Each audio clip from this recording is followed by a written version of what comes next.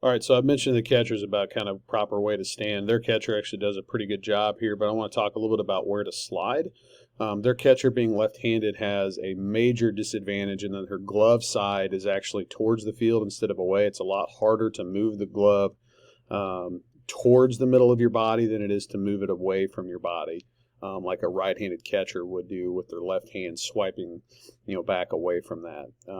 So you're going to notice this, but I want to talk about where specifically you should slide and how to slide and when to slide, really. So this ball gets hit up the middle, runner's coming in, catcher's in a great position, and the runner slides directly to the base, and really she ends somewhere right behind the base. So let me try to pull that up exactly where it's at.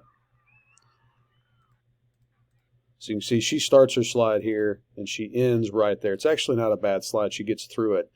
What I see far too often when I'm, seeing people is they are sliding so early that a lot of times their feet end somewhere right in here. Now, she's fine to do this. However, there is a better place to slide. This, instead of taking this angle directly at the plate, if you will slide towards the back corner of the batter's box right here, and hold your hand out and get that bag late where your feet would end up sliding all the way past.